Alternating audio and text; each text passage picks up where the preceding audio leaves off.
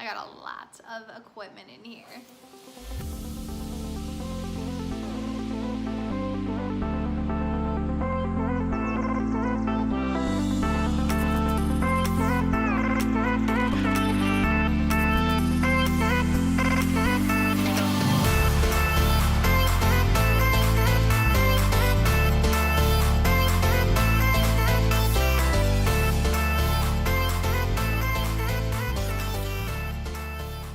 Hey guys, so this is one of my most requested videos. People always ask me whether I'm Nikon or Canon or what I use in my camera bag. So I figured today that I would walk you through a little bit about what is inside of this beaut. So first things first, this backpack, I don't know if you can actually see it, but it's from the House of Flynn.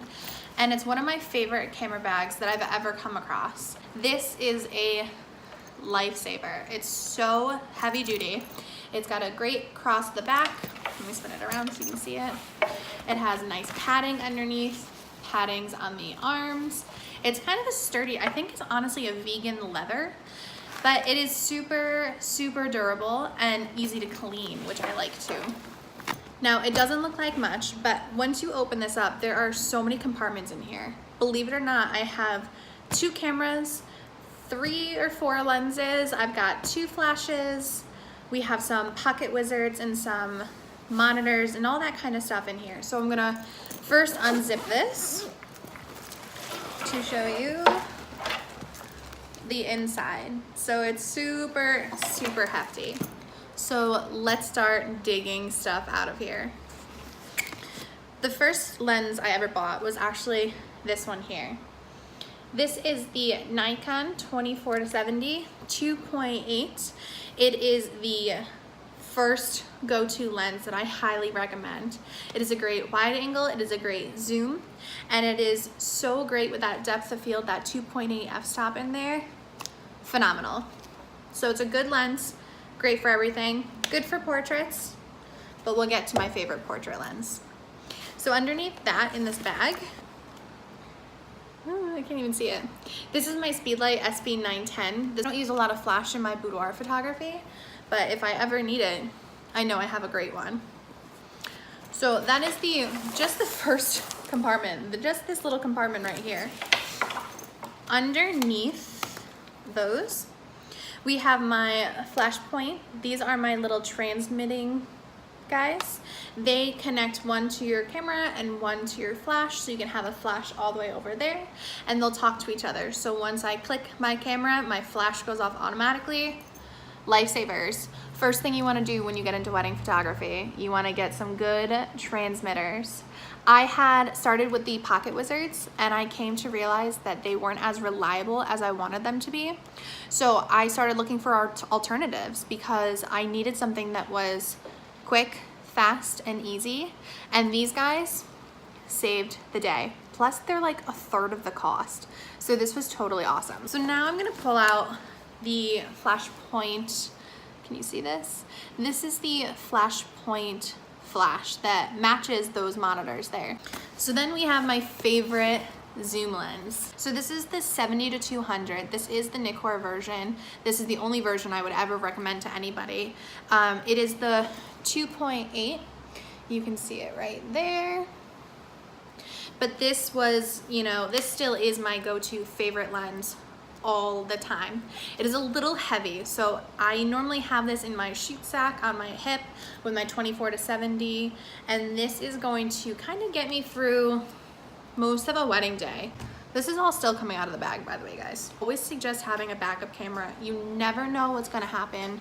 If something magically, if someone tips into you and your camera equipment falls over and something breaks, you need a backup. You cannot tell a bride and groom or tell a client that your camera broke and you don't have a way to finish shooting their day. So if this is something that you do, you better get on it.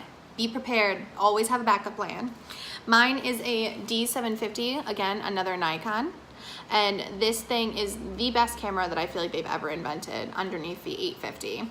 It is so powerful and so great that I could not imagine this was, I mean, I upgraded from my 700 to this and it was tremendous, and I still go back from my 850 to this because it's just so freaking great. This is the #1 lens that I use now. It is so small and compact. It is a prime, so it does not zoom, but it has a little bit less glass than anything else, so your images are super, super sharp, crystal clear.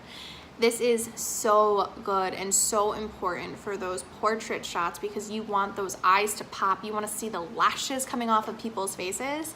And it is a little annoying when you have to continue to back up to try and get a full body shot, but the bokeh it creates, I think I'm saying that right, bokeh, whatever. It creates magic from it. So this one is my go-to. This is the 85mm 1.8. I have not used the 1.4. But for the price difference, I really don't think it matters much. The 1.8 is by far my absolute favorite go-to. So now we're gonna go into this top part of the compartment. Now I was just filming for this YouTube, so I do actually have my 35mm Sigma Art lens on here. I love it. It's a 1.4, so it's super good in low light. It is totally awesome for portraits or landscapes, but I don't ever really like getting super close up with this one because it does tend to kind of like bow the face a little bit. So it's nicer for taking a step back, getting full wide open studio shots, and it's great for filming. Again, it's another prime, so you don't have a lot of glass to shoot through, and it does keep it really crisp and sharp and clean, so that's the best part. My main camera that I use right now is the D850. Again, another Nikon, because just always been Nikon. Best camera I've ever owned in my entire life. I am like religious when it comes to this because it is so perfect for everything that I do. I have a very moody, dark kind of, you can see the black wall behind me, but my studio is dark. So this is something that is going to create that little bit of drama, catch those shadows, let in all that low light that kind of floats around here, and it shoots super moody and super beautiful without getting any grain. That is the best part. The last thing I want to show you guys is actually, this has been such a lifesaver for me because I was shooting my YouTube without being able to see the background. So I was getting up, running around my camera, trying to get it in focus, sitting back down, recording a little bit, running back around, making sure I was in focus. So this is my newest purchase. This is the newest family member, I should say. I will attach this link below because it is a game changer when you're getting into video.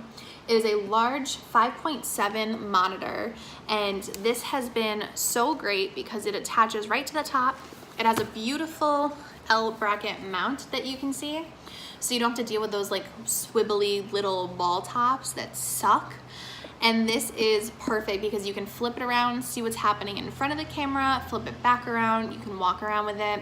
There's not a lot of lag, and when you get used to it, it's pretty easy. Before I finish up, I want to talk to you guys about a couple of these things that I use. So my tripods. This is the Manfrotto Monopod. I will attach the link below, but this guy is perfect. You have a very cool setting to it where it actually will tilt with you, it'll turn with you, and it's got these little feet at the bottom with little suction cups so that you can really just kind of put it down and push it around for those fluid, slow motions that you look for in photography. You can twist it side to side, you can lean it forward and pull it back. I handed this to my assistant who has never shot video in her life, and it was fluid, clean movements. Great. So if you're looking for a monopod, it is a little bit more expensive than some, but it comes with the top you need, the feet mount at the bottom, all the bells and whistles. It even has a little level right there so you can make sure that your shots are straight. So this is so perfect for every single thing that you need to use. Great monopod, great for video, great for everything really.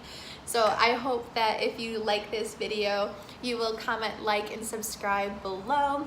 Give me a couple thumbs up. Let me know what you guys want to see next on my channel, and I'll see you around. Bye.